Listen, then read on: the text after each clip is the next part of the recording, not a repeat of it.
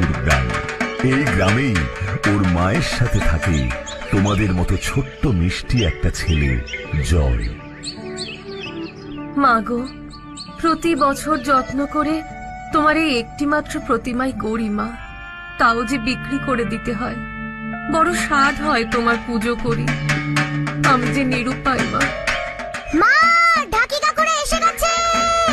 জয় জয়,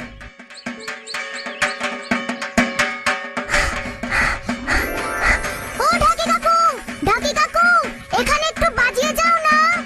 জমিদার বাড়িতে চলে এসো বাবু, ওখানে ঢাকের সাথে নাচ হবে। জমিদার মশাইয়ের বাড়িতে দুর্গাপুজো, কি মজা! কি মজা! জমিদার মশাইয়ের বাড়িতে দুর্গাপুজো দেখতে যাব, কত আনন্দ করব। কি মজা, কি মজা, কি মজা!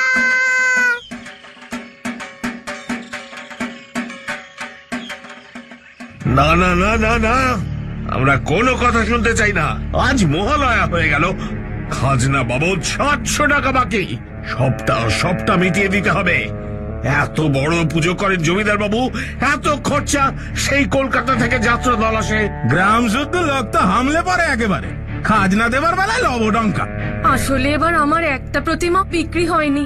কথা দিচ্ছি জমিদার মশাই সব খাজনা মিটিয়ে দেব। না না, ওসব কথায় আর কাজ নেই, টাকা ছাড়ুন, নয়তো পুজো এবার জমিদার বাবুর বাড়িতে ঢোকা বন্ধ। চল রে কালুয়া। মা, জমিদার বাবু লেঠেলরা বলল আমরা দুর্গাপূজায় জমিদার বাবুর বাড়িতে ঠাকুর দেখতে যেতে পারবো না। আমরা যে গরিব রে জয়, জমিদার বাবুর খাজনা দিতে পারিনি। না মা, তুমি দেখবে জমিদার মশাইয়ের সব টাকা দিয়ে দেব আমরা, যে করেই হোক। তুমিই তো বলো মা, ঠাকুরদের বললে সব হয়। নিশ্চয়ই দুর্গা মা, কার্তিক ঠাকুর, লক্ষ্মী ঠাকুর, সরস্বতী ঠাকুর আর আমার গণেশ বন্ধুকে বললে একটা ব্যবস্থা ঠিক করে দেবে মা। জয় রে আমার জয়, আমি সবার আগে। ওরে বাবা গো! দেখলি, তোর জন্য আমি পড়ে গেলাম। খবর আছে, খবর আছে, খবর আছে। কি খবর রে ফুটকি? তোমাদের মা তোমাদের জন্য লাড্ডু বানাচ্ছে। ঠিক বলছিস তো ফুটকি? এই ফুটকি কখনো ভুল দেখে না, রান্নাঘরে উকি দিয়ে দেখো কি। আমার গনুটার জন্য যদি আলাদা করে এক হাঁড়ি লাড্ডু না বানাই, তবে একেবারে লঙ্কা কাণ্ড বাঁধাবে। ওনার লাড্ডু হতে হবে ঘিয়ে চপচপে। আমি গেলাম রে কার্তিক। আমিও। চিনিটা কোথায়? এলাচ আর কিশোরের গন্ধ না পেলে তো চিৎকার শুরু করে দেবে আবার।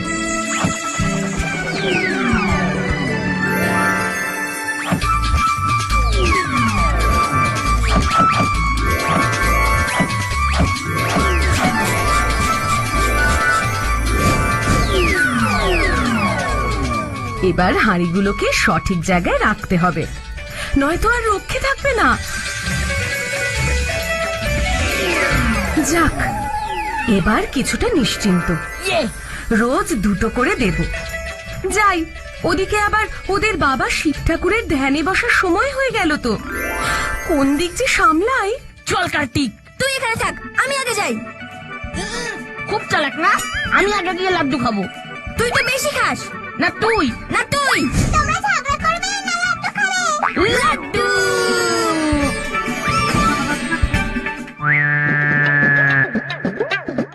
কাতু, এবার হাঁড়িগুলো কিভাবে পারবি? সেটাই তো ভাবছি রে। এই আমার মাথায় একটা বুদ্ধি এসেছে। তোর মাথায় বুদ্ধি? বলে ফেল দেখি। তুই উপরে বস বস, আমি তোর পিঠে উঠি। পারবি তুই? লাড্ডুর জন্য আমি সব পারি। বস বস বস। ঠিক আছে ঠিক আছে, এই ওর দেখি। উড়ি বাবা, গেলাম রে। আবার একবার উঠতেই হবে আমাকে। আবার গেছি। উড়ি বাবা রে, কি ভারী রে বাবা। ফেলে দিলি আমাকে। ঠিক আছে ঠিক আছে, আমি তোর পিঠে উঠছি, তোর ওজন আমি নিতে পারছি না।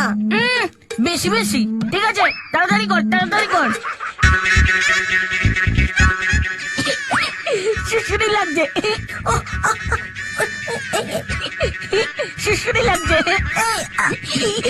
ওরে বাবারে শুশুরি, শুশুরি লাগছে। ওরে বাবারে শুশুরি। ও বাবা গো, গেলাম গো। এই কি করবো, শুশুরি লাগছিল তো। তোমাদের দুই ভাইয়ের কাণ্ড দেখে হাসতে হাসতে আমার পেটের সব নাড়ি ভুড়ি বেরিয়ে যাচ্ছে। ফুটকি, আমার মাথা গরম হয়ে যাচ্ছে কিন্তু, একেই লাড্ডু পাচ্ছি না। দাঁড়াও দাঁড়াও, আমি একটা ব্যবস্থা করছি। বিপদে পড়লে তো এই ফুটকিতে ছাড়া উদ্ধার নেই।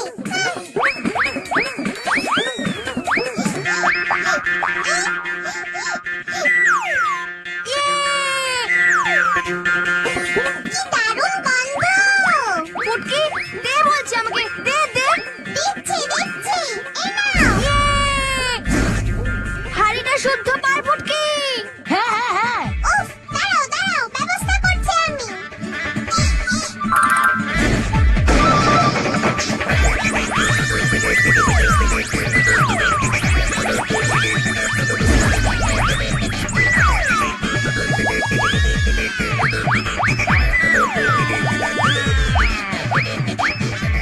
এই দাঁড়া দাঁড়া দাঁড়া, আমায় খেতে দে, আমায় খেতে দে, তুই এত সব পাবি না।